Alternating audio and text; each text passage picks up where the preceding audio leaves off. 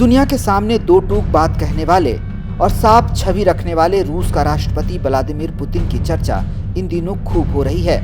इसके पीछे सबसे बड़ा कारण यह है कि राष्ट्रपति व्लादिमीर पुतिन यूएसएसआर यानी कि United Soviet socialist Republic of Russia को लेकर अपनी अतीत की यादें कभी नहीं छिपाते हैं।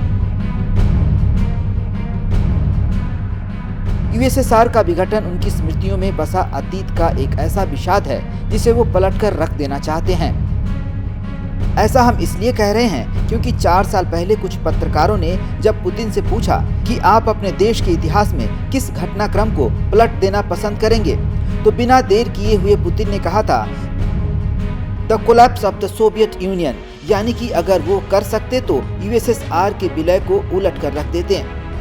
दरअसल 1922 में अस्तित्व में आया यूएसएसआर 20वीं सदी का सबसे शक्तिशाली साम्राज्य था। विज्ञान से लेकर अर्थव्यवस्था तक कोई भी देश सोवियत संघ से टक्कर नहीं ले सकता था।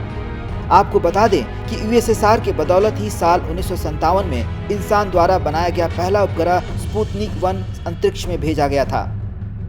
सोवियत रूस ने ही लेनिनग्राद की लड़ाई में हिटलर की सेनाओं को शिकस्त दी थी। इसी देश ने अमेरिका के साथ कोल्ड वॉर की रेस लगाई और विश्व शक्ति संतुलन को 2 ध्रुवीय बनाया। परमाणु जखीरों की जब बात होती है तो रूस का पोजीशन अब भी नंबर 1 है और अमेरिका अभी भी दूसरे नंबर पर है। 1922 से लेकर 1991 यानी लगभग 70 सालों तक सोवियत संघ का दबदबा दुनिया में कायम रहा, लेकिन 25 दिसंबर 1991 को क्रिसमस की रात इस महाशक्ति का पतन हो गया।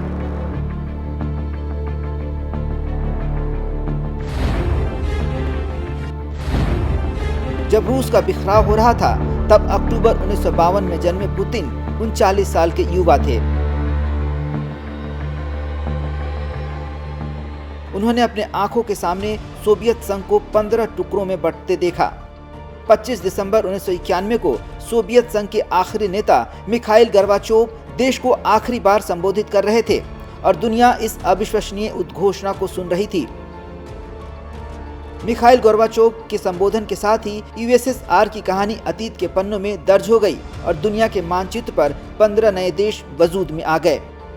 ये देश थे Armenia, Azerbaijan, Belarus, Estonia, Georgia, Kazakhstan, Kyrgyzstan, Latvia, Lithuania, Moldova, रूस, तजाकिस्तान, तुर्कमेनिस्तान, यूक्रेन और उज्बेकिस्तान। खुफिया एजेंसी केजीबी के एजेंट पुतिन इस विघटन के मुख्य गवाह थे। जी हाँ, पुतिन तब अपने देश के लिए विदेशों में बतौर जासूस के तौर पर काम कर रहे थे। यूएसएसआर खत्म होने के बाद पुतिन को रूस वापस बुला लिया गया। उस समय रूस अस्थिरता के मुहाने पर खड़ा था। ये 20वीं सदी का आखिरी दशक था। दुनिया नई सदी, नई उम्मीदों का इंतजार कर रही थी। वहीं सोवियत संघ का विघटन हो चुका था। आज जिस शख्स की तीसरे विश्व युद्ध की आहट से जोड़ा जा रहा है, उस व्यक्ति ने साल 2005 में यूएसएसआर पर पहली बार अपने मन की बात कही थी। पुतिन ने कहा था, सोवियत संघ का विघटन 20वीं सदी की सबसे बड़ी भू राजनीतिक त्रासदी थी। वे इस इतिहास को पलटना चाहते हैं। साल 2000 से लेकर अब तक पुतिन किसी न किसी रूप से रूस की सत्ता में रहे हैं। तब से ही पुतिन की नजरें उन रिपब्लिक की ओर गई जो 1991 से पहले सोवियत रूस का हिस्सा हुआ करती थी। सबसे पहले बात चेचन्या की। रूसी संघ की विस्तारवादी नीति का पहला निशाना चेचन्या ही बना था। चेचन्या पूर्वी यूरोप के कॉक्सस क्षेत्र के उत्तरी भाग में स्थित है। चेचन्या आज रशियन फेडरेशन का हिस्सा भी है, लेकिन 1991 में यूएसएसआर के विलय से पहले ही चेचन्या अपनी आज़ादी की घोषणा करवा दी थी। तब बोरिस येल्त्सिन ने इसे स्वीकार नहीं किया था। 1994 में रूस और चेचन्या के बीच पहली लड़ाई हुई और 1996 में लड़ाई चेचन्या की जीत के साथ खत्म हुई। रूस ने तब चेचन्या को आजाद मुल्क की मान्यता दे दी। पुतिन के सामने ये सारी घटनाएं घटित हो रही थी। हालांकि रूस के पावर कॉरिडोर में पुतिन की एंट्री 1998 में पूर्व राष्ट्रपति और मिखाइल गोर्बाचोव के उत्तराधिकारी बोरिस येल्त्सिन ने करवाई थी।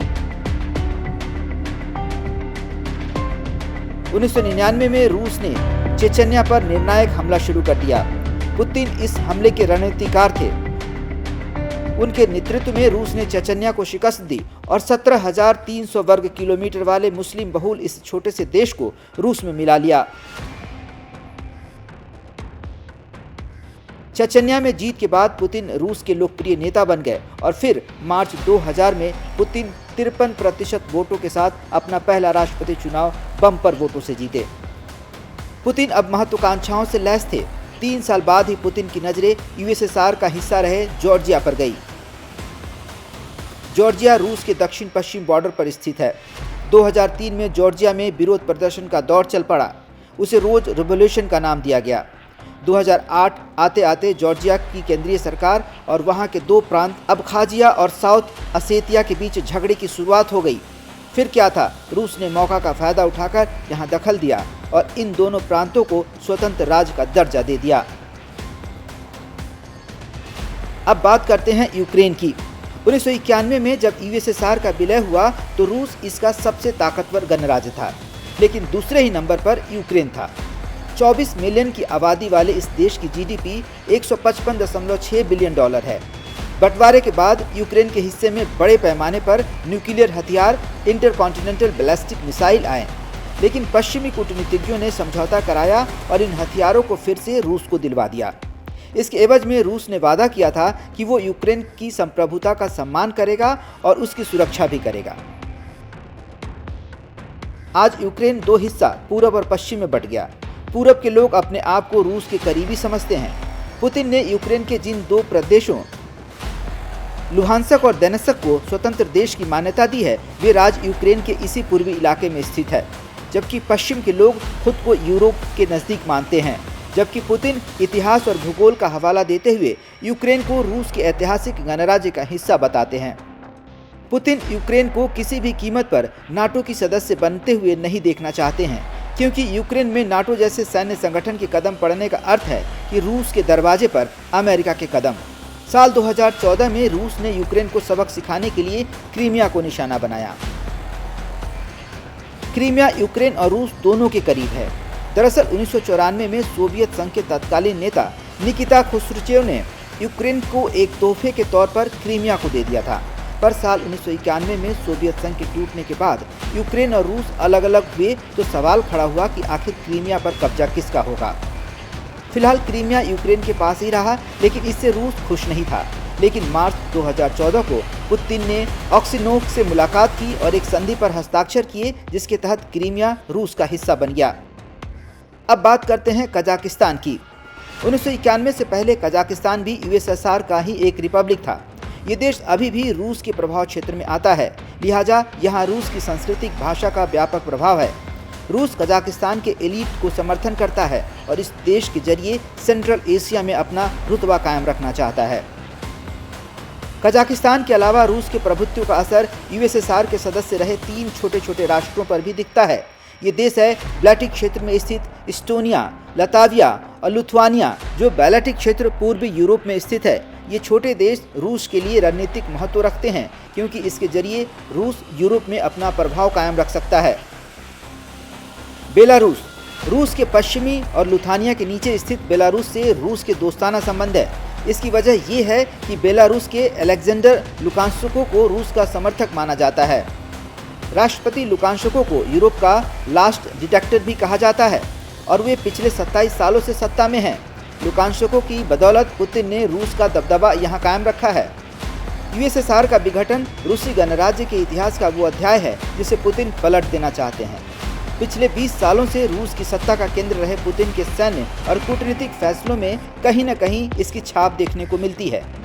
इसी कड़ी में यूक्रेन के 2 प्रांत लुहांस्क और दोनेत्स्क को स्वतंत्र देश की मान्यता देकर रूस के राष्ट्रपति व्लादिमीर पुतिन ने यूएसएसआर के सपने को फिर से खाद पानी दे दिया है। ब्यूरो रिपोर्ट, ओजांग टाइम्स।